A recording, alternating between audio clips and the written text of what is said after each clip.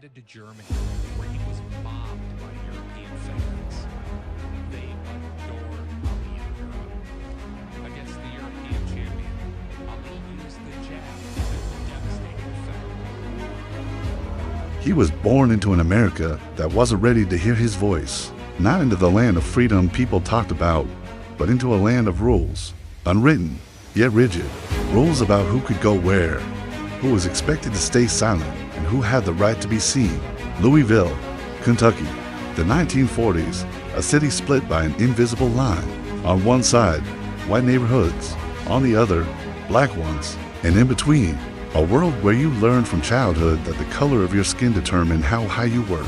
Allowed to aim. His name was Cassius Marcellus Clay Jr., better known as Muhammad Ali, a strong, historic name, but one tied to a past that never truly belonged to him.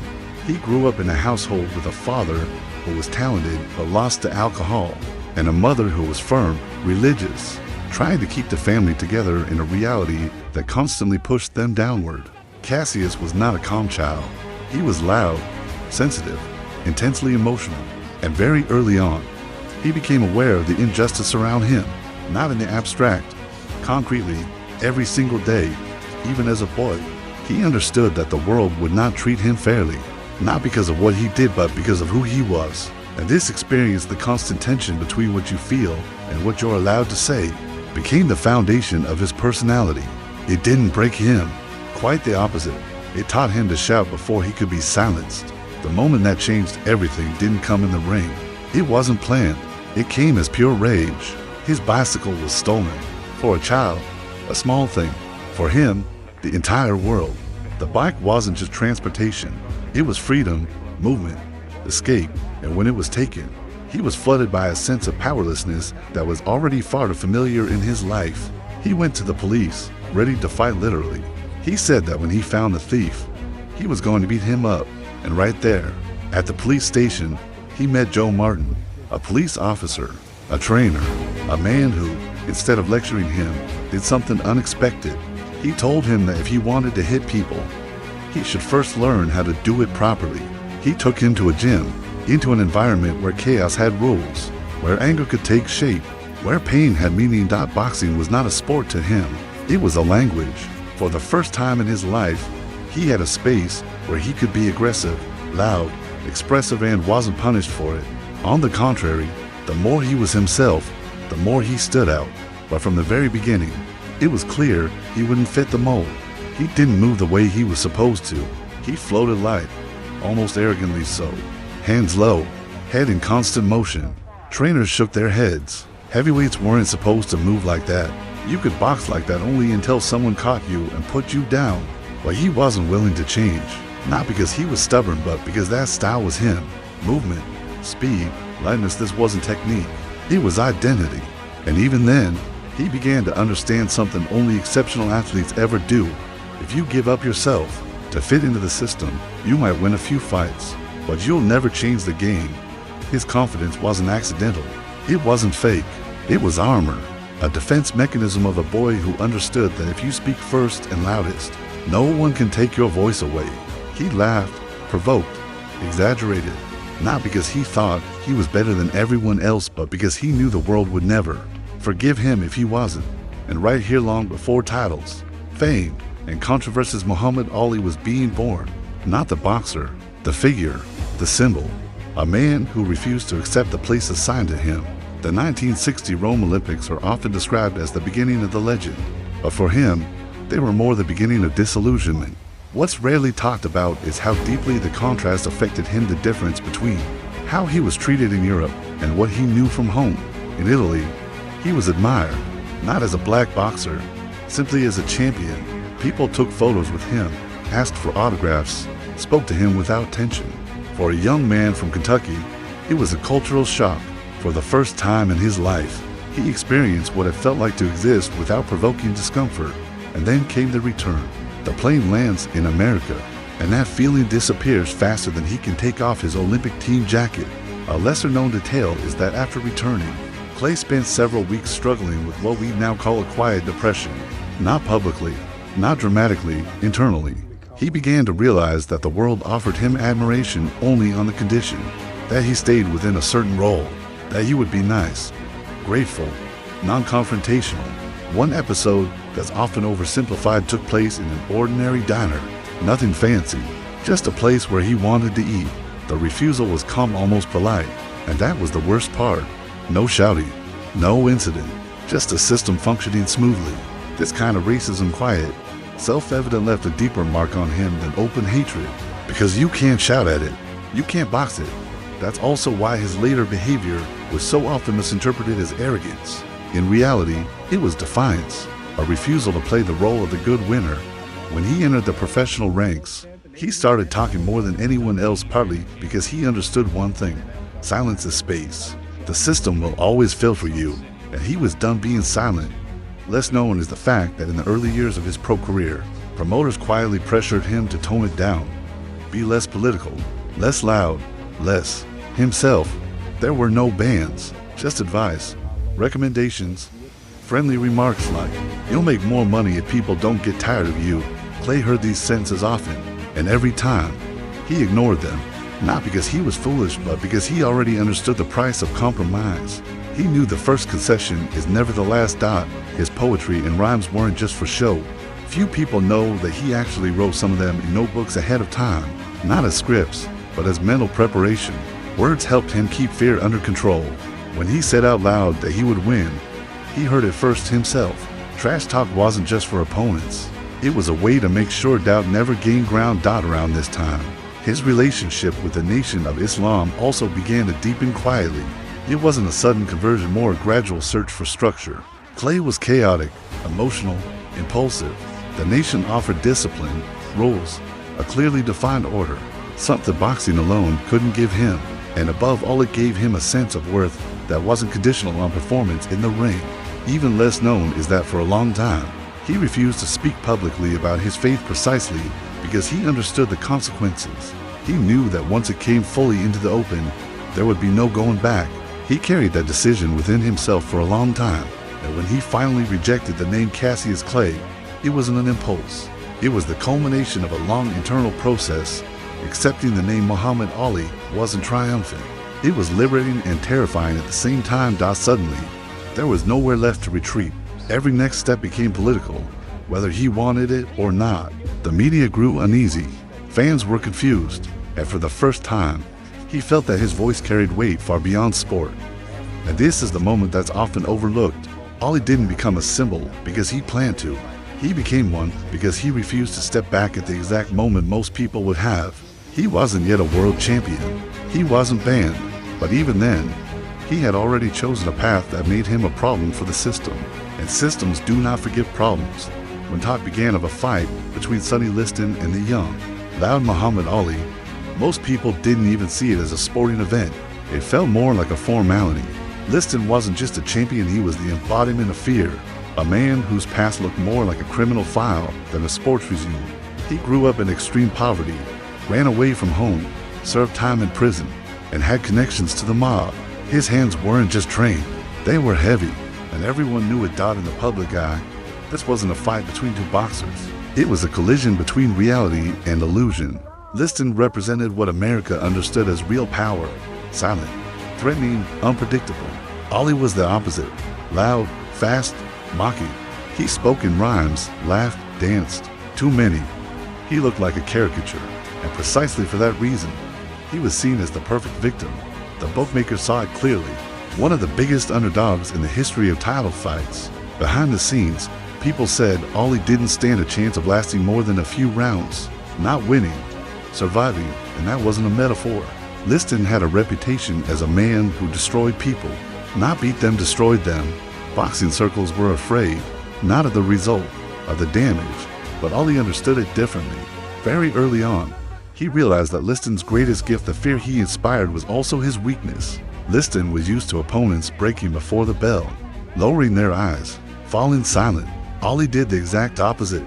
From day one, he began dismantling him psychologically, not with insults, but with ridicule, with laughter, with childish rhymes that sounded stupid and were deadly precise. What's rarely acknowledged is just how extreme it was. Ali pursued Liston everywhere. Press conferences, weigh-ins, hotels. He shouted, danced, performed. He said he would destroy him. That Liston was slow, old, predictable. To outsiders, it was embarrassing. To Liston, it was unbearable. Because for the first time in his life, someone refused to accept his aura of fear. Behind the scenes, something strange began to happen. People noticed Liston was nervous, that he reacted, that he was losing control. And that was the moment the roles began to reverse. Ollie didn't suddenly become brave, he simply refused to be afraid. And with that, Liston lost his greatest advantage. The fight itself began chaotically. Ollie was fast, incredibly fast. He didn't dodge, he vanished. Liston couldn't land cleanly. And then came the moment that still raises questions today. Something got into Ollie's eyes. Burning. Disorientation to this day. There's speculation, was it intentional? Ointment? Chemicals? An accident? The fact is, for several rounds, he could barely see. And he survived. This moment is often glossed over, but it's essential. Most people remember Ollie's speed, his smile, his words. But here, for the first time, his true nature revealed itself. In the ring with a man who could kill with one punch, nearly blind, he refused to quit. Not because he was reckless, but because he understood the meaning of the moment.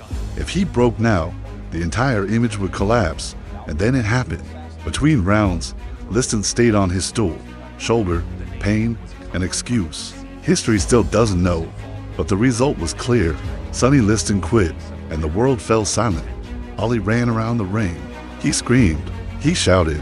I shook up the world. To many, it looked like arrogance. In reality, it was a cry of survival. The realization that he had just overcome something that was supposed to be unbeatable.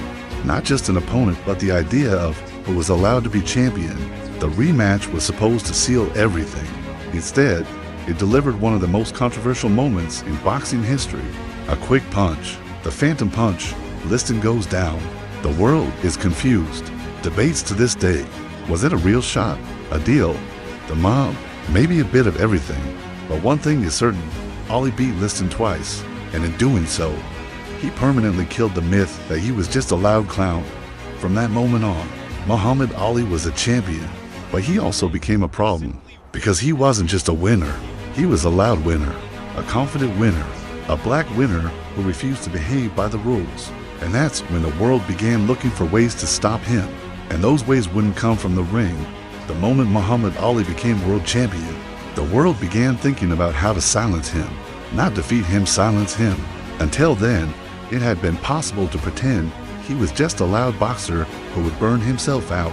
But now he had the belt, a platform, attention, and a voice that couldn't be ignored. And that's when the challenge arrived, one that had nothing to do with boxing.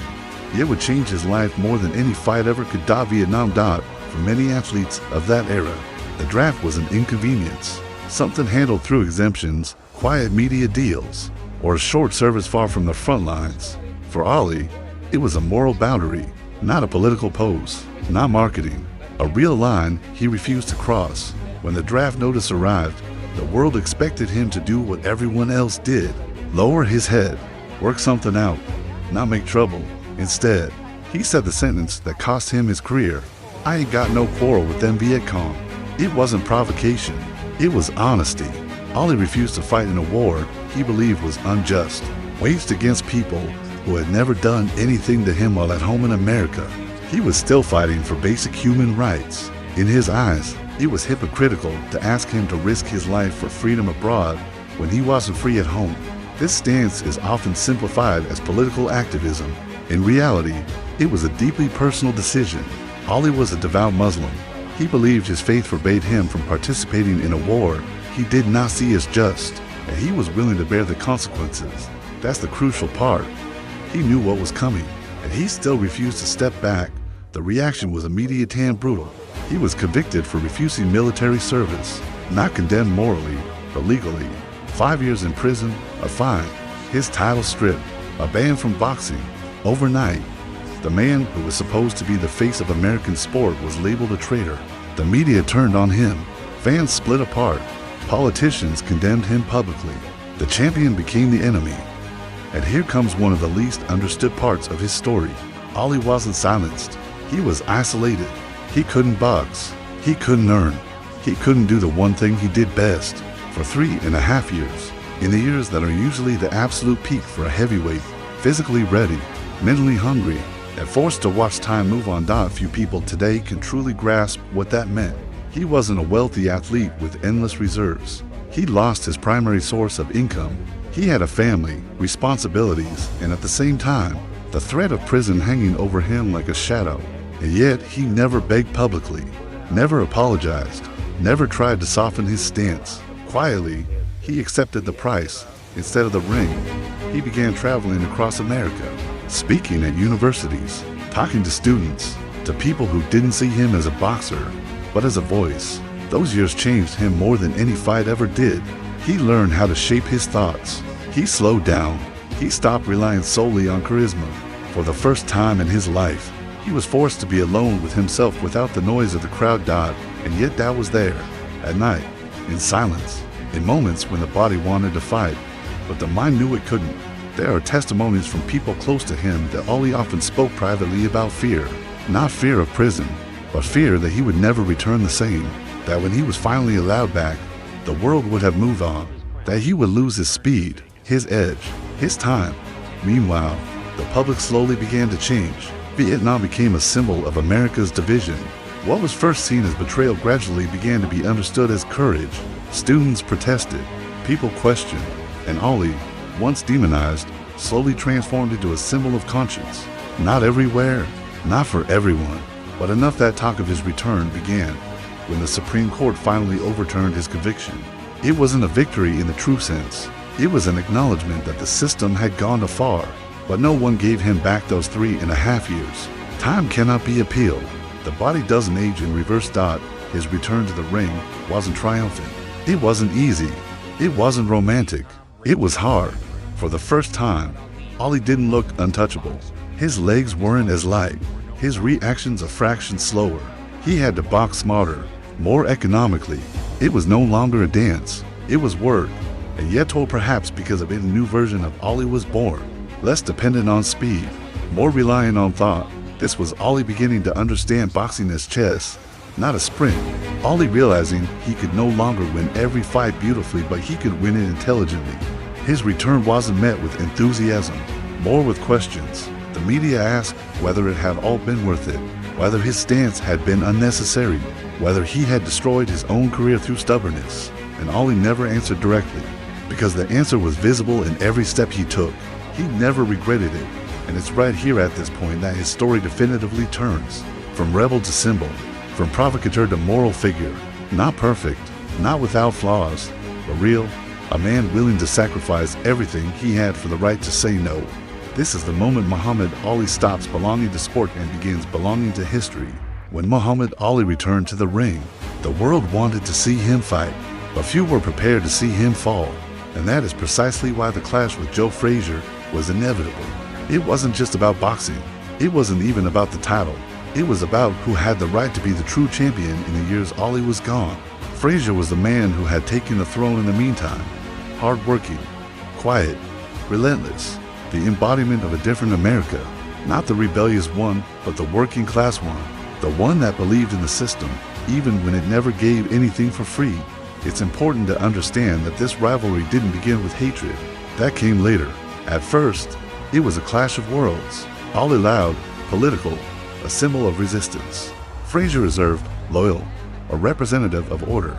The media immediately turned it into an ideological war, and both men were pulled into it. Whether they wanted to be or not, Ali needed Frazier. He needed him as a benchmark, as proof that the comeback mattered. That 3.5 years away hadn't broken him. Frazier, on the other hand, felt that Ali's shadow never disappeared, and that until he beat him, he would always be the other champion. The tension grew not in their hands, but in their minds. Ali's verbal attacks on Frazier were different this time, darker, sharper, often cruel. And this is where one of the most troubling parts of his legacy emerges. Ali tried to break Frazier psychologically the same way he had broken opponents before. But this wasn't Sonny Liston. Frazier wasn't intimidatable, and he wasn't a symbol of the system Ali was fighting. He was a man who had helped Ali during the ban, financially, personally, and yet he became the target. Here, Ali stops being a clear-cut hero. This is the moment when his strategy begins to carry a moral cost, because the words he used weren't just tactical, they were personal, and Frazier remembered them. The fight of the century in 1971 wasn't just a match, it was a social ritual. Madison Square Garden was packed. Politicians, celebrities, musicians, activists, everyone was there.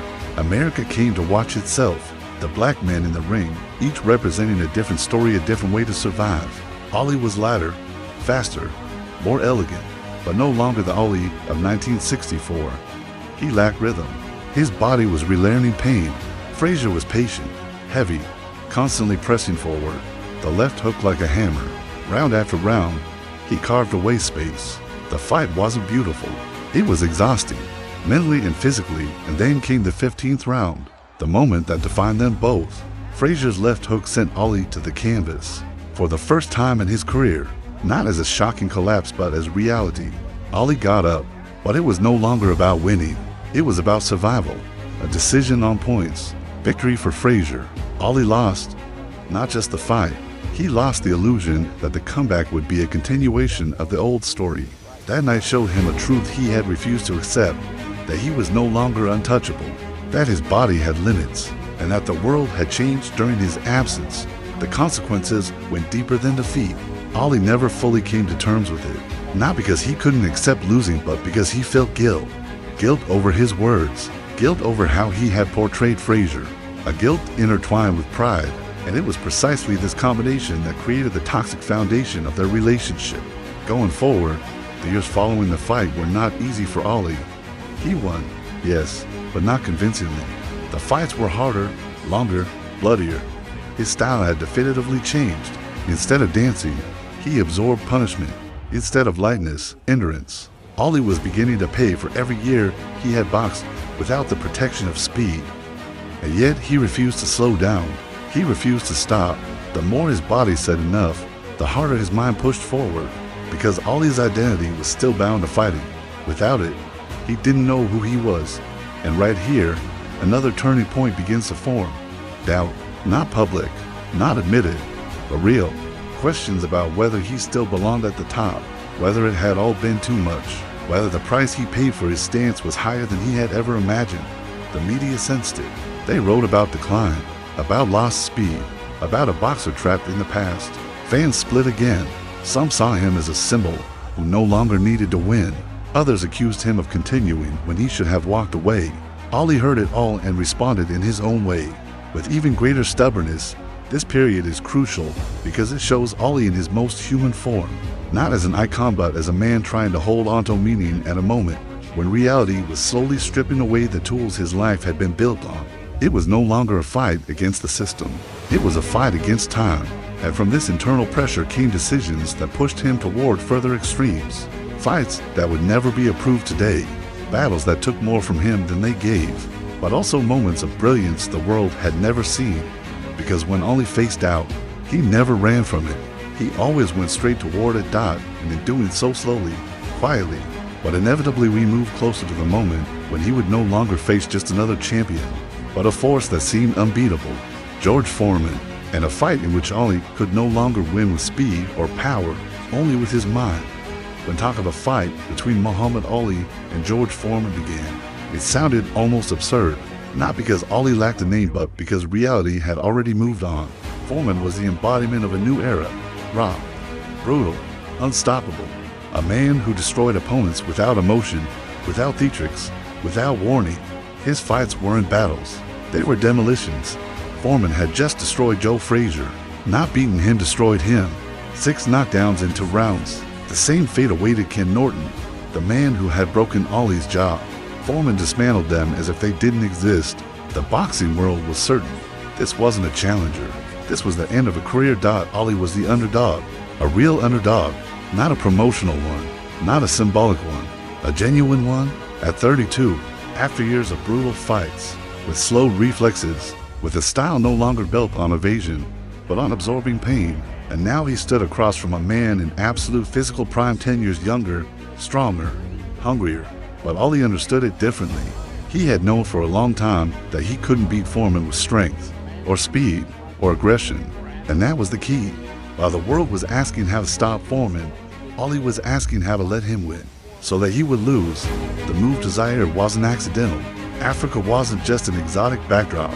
It was a return, a symbolic homecoming of a black champion to the continent from which his ancestors had been violently torn. For Ali, it meant more than a title. For the first time in his life, he wasn't a black American. He was simply Ali, and people felt it. Ali, Bame, kill him. Ali. The crowd embraced him instantly. Not because of boxing, but because of stance, because of who he was. Foreman was a stranger in Africa, quiet, distant, closed off. He didn't know how to work with people. He didn't know how to smile. He didn't know how to connect. And Ali used that every day, every minute.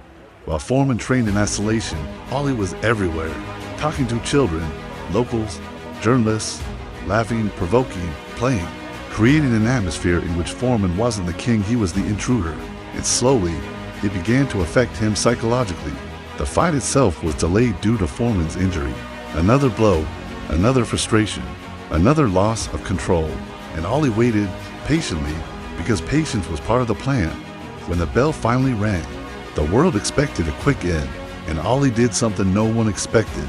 He didn't dodge, he didn't run, he didn't search for space. He leaned into the ropes, voluntarily, deliberately, and let Foreman punch, rope-a-dope. One of the most brilliant tactics in sports history, not because it was complex but because it required absolute faith in the plan. Ali absorbed the blows, guarded, calm, conserving energy, provoking, and at the same time, proof that Ali had long since stopped fighting like a young dancer. He fought as a strategist, as a man who understood his limits and knew how to turn them into weapons. But the price was enormous. After the rumble in the jungle, nothing was ever the same. Ali reached a peak he himself believed he would never see again, and that is precisely why he couldn't walk away. A man who touches the summit again begins to believe he can do it once more, and again, and again. Thrilla in Manila was the third war with Joe Frazier. Not a fight, a war. Hell, extreme heat, bodies failing. Mine's the only thing keeping both men upright. Ali later said it was the closest he had ever been to death. He won, but something in him stayed in Manila forever, and after that, the decline began. Slowly, quietly, not dramatically. Poor decisions, comebacks that weren't necessary, fights he should never have taken, a body that no longer had time to recover. Ali kept fighting not because he wanted titles, but because without the fight, he didn't know who he was. In 1981, he finally stepped away, not as a defeated man, but as an exhausted one. The body paid the bill for years in which the mind refused to slow down. Parkinson's disease began to make itself known, a cruel irony. The man whose voice changed the world was beginning to lose the ability to speak. But here, the story turns one final time. Ali outside the ring became greater than Ali inside it. Humanitarian missions, reconciliation, calm. The man who once shouted now spoke through silence, and the world listened more than ever. When he lit the Olympic flame in 1996, his hands trembled. His voice was barely audible, and the entire world fell silent, because in that moment, it no longer mattered how many titles he held, how many fights he won.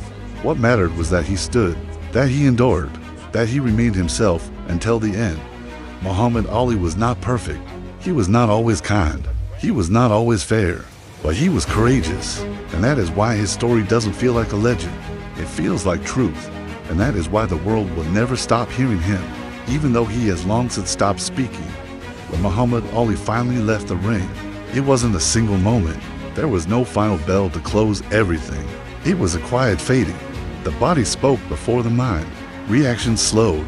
Words that once flew faster than punches began to hesitate. And a world that had spent a lifetime watching him in motion had to learn, for the first time, to accept Ali in stillness. The diagnosis of Parkinson's disease wasn't a shock only to the public. It was a confrontation, ironic and cruel. The man whose voice had been a weapon, a symbol, a shield, and an attack was beginning to lose that voice. The man who danced in the ring had to learn how to stand, not to fight, but to endure. And here, his story broke for the last time. Ali never tried to hide his illness. He didn't play the role of a martyr. He didn't seek pity. He accepted reality the same way he accepted punches at the end of his career without running, with the quiet understanding that every life reaches a phase where it is no longer about victory, but about dignity. He began to appear in places far from sports arenas, on humanitarian missions, in hospitals, in countries where politics never spoke as loudly as humanity. Without the need to speak, his presence was enough. A look was enough. A name was enough. Muhammad Ali became a symbol of calm precisely because he had spent his life fighting. One of the most powerful moments of his later life was not a fight, not a victory, not a title. It was lighting the Olympic flame in 1996. Trembling hands, a silent stadium, a world that suddenly felt no need to clap or shout. In that moment, speed, strength, and dominance were no longer being celebrated. Endurance was. Ali stood there as proof that greatness is not measured only by what you can take from an opponent, but by what you can carry within yourself. Toward the end of his life, he no longer needed to explain anything. He didn't need to justify his decisions. He didn't need to talk about Vietnam, Fraser, Liston, or Foreman. The story was complete, not because it was perfect, but because it was whole, with all its mistakes, missteps, stubbornness, and pain. And that is why Ali endured, not as an undefeated champion, not as an ideal hero, but as a man who never allowed himself to be forced into a role the world assigned him, an athlete who refused to be silent, a man willing to pay the price to remain himself even when that price was high, even when it hurt. When we speak of Muhammad Ali's legacy today, we are not speaking only about boxing. We are speaking about the courage to say no when it is easier to say yes, about the strength to stand by yourself even when you lose everything else, about the truth that real power often reveals itself only when you no longer have anything left to prove. Ali once said that champions are not made in the gym. They are made from something deeper: desire, dreams, and courage. And his entire life was proof that this was not a phrase. It was a confession. His body faded. His voice fell silent. But the questions he asked the world remained. And that is why his story never ends with the final bell. Because Muhammad Ali was not just the greatest boxer of his era. He was a measure of what it means to be free.